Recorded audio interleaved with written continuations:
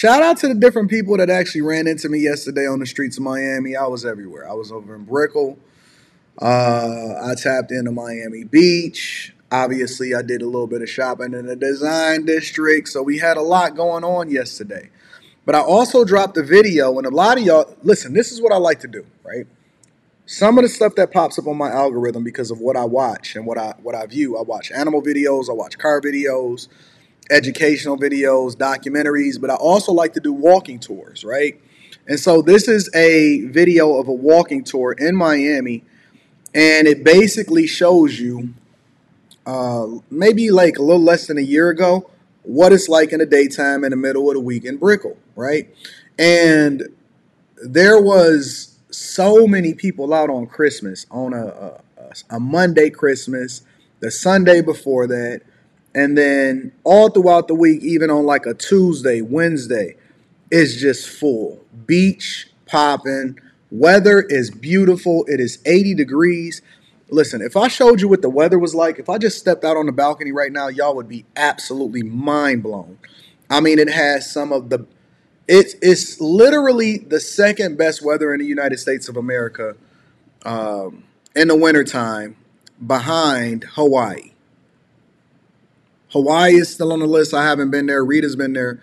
Hawaii's on the list. But it's the second best weather behind Hawaii and then San Diego in the wintertime as far as weather. But one thing I keep telling people about this place is that it's not real. This place is not real. This is not a real town.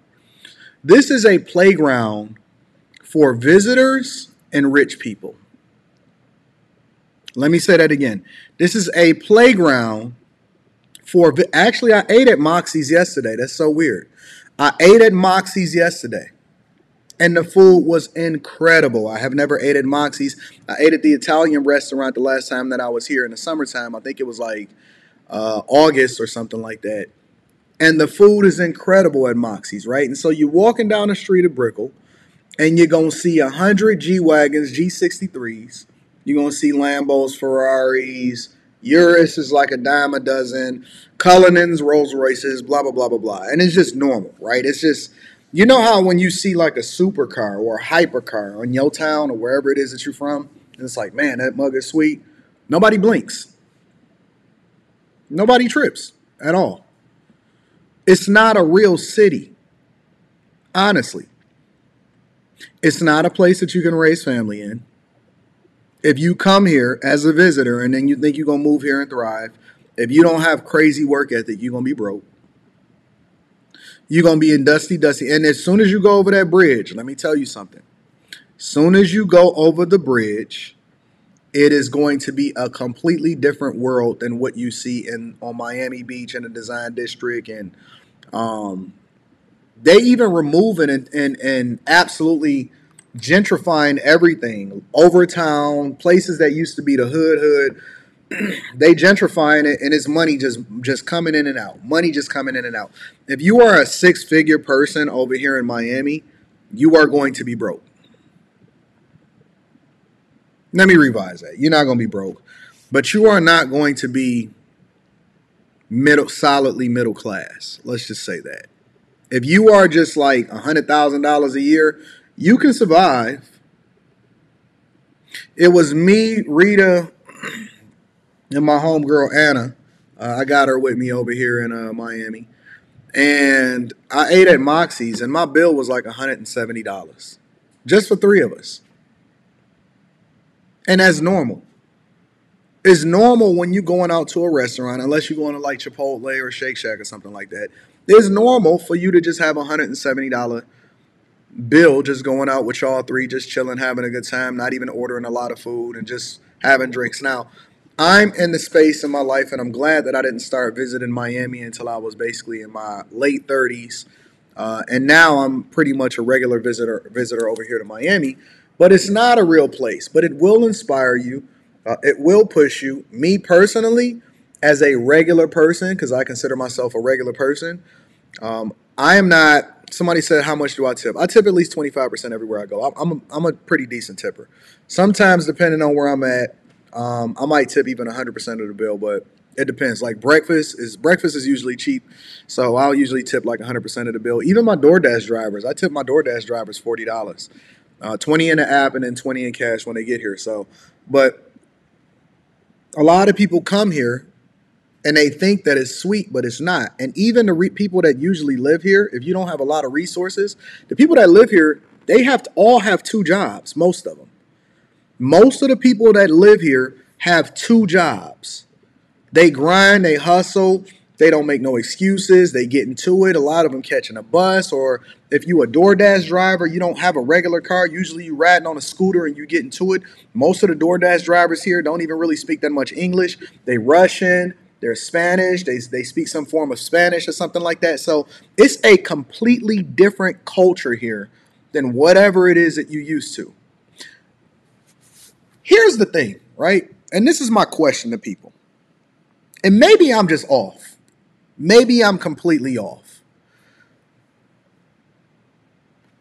Everybody that I know, including people here in Miami, people that have significant resources here in Miami, whether you're rich or whether you just trying to figure it out or you solidly middle class and you got two jobs, every person that I know here and every person that I know that have significant resources, even outside of here, that maybe they live in another city or they may be from where I'm from, my mentors or whatever, they grind. And when I say grind, they have a work ethic much greater than whatever the general public is. I don't know anybody personally, family included, that works 40 hours a week. I don't know anybody. And everybody that I know that have significant resources, and this is just my personal circle, and again, I could be in a bubble. Anybody that's above and get to a certain level of a bag, they work at least 55, 60 hours a week, minimum. And that's not even the average, that's the low end. So my question then becomes, because I see a lot of people in the comments that say, well, rich people they spend the time with family and they got people working for them, or, you need to outsource. Or everybody that is some supposed, guru of what being rich is, but I don't see him being rich at all, or people that got a comment on what being successful looks like. Help me to understand, where are all of these people at that are super rich, getting to the money, and they don't spend an extraordinary amount of money grinding, mastering a craft, or figuring out how they're going to get to the next bag? I don't know any. I don't know one person. And again, this is basically a walking tour of what Miami looks like. I don't know one person, especially here in Miami, that is relaxing, chilling all day, and is not working, mastering a craft, and getting to the bag. Where are all of these people that's just super successful and all they do is kick up their feet every day and work 25 hours a week? I don't know any. I genuinely don't know any. And again, maybe this is a level that I have to get to, or something that I just haven't experienced yet. But I don't know anybody that is just sitting around, not working in some capacity. Maybe they're not working hard. Maybe they're not a laborer. Maybe they're not sweating all day. But I don't know anybody that's not allocating a majority of their time towards getting to a bag. I don't know any. If you go over to New York, where they generate the most money, or down here in Miami, which is basically an extension of Manhattan with better weather, or you go over to the people and you see the people that's really getting to it in Washington, D.C., they meeting people, they working, they trying to figure out what the next play is. They breaking down numbers, they doing research, they having a whole lot of meetings. Every rich person that I know that became rich as a form of corporate America and got a big bag, they work longer hours. They work harder. They not at home all day, every day. Where are all of these people and these gurus? Honestly, I'm just curious, because I don't know any. I can't think of any. Maybe I know one or something, but I can't think of them off the top of my head. Where are all of these gurus that are millionaires that make all of this money, but they not doing no work? Where are these mythical creatures and these mythical figures? I have no clue where y'all know these people are.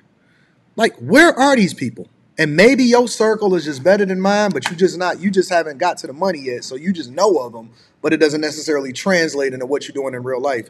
I don't know where these people are. Every single person that I've ever seen or that I've had the opportunity to break down what their life is like, whether they working and owning in a nail salon and then they got a second job in the grocery store or they door dashing on the side, I personally do not know anybody that is not working at least 50, 60 hours a week.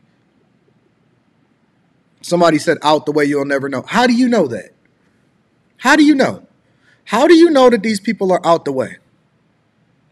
Somebody said you must worship God. What the hell are you talking about? Stay on subject. I like to interact with the chat, but I need y'all to stay on subject. Worshiping a dollar has nothing to do with work ethic. I'm going to need y'all to be able to separate the two. Just because you dusty, just because you broke, and then you want to blame it on God and say, well, I'm not dedicated to money. No, God told you to be fruitful and multiply. It's plenty of examples inside of the Bible. Go and read about the talents. How he took the talent from the one person that just buried it and gave it to the person that had the most because they were being most productive. It is productive. It is in your nature as a man to be productive. When I see men that are not productive, I know that you are leaning into feminine energy. When I see men that are only trying to work 40 hours and then by justifying it by saying, well, no, I just want to spend the majority of my time with my family. No, you get done the things that's necessary. And if your kid is over there taking out student loans because you just wanted to make sure that you were spending time with family, but you didn't do the thing that was in the best interest of your son and your daughter to be able to empower them not to depend on the federal government, then I think that you are a lackluster parent. You are just lazy. That has nothing to do with worshiping anything. You can absolutely be fairly compensated for your work ethic, but it does not mean that you're not supposed to be the best at what you do, or whatever it is that you do, you're supposed to put your most effort into it. And if you can't put the best effort into what you're doing, then you need to find something else to do and then put your effort into that. But it is the nature of a man to be productive. If you're not productive, then you absolutely, positively cannot be classified as a great man. Maybe you are a man.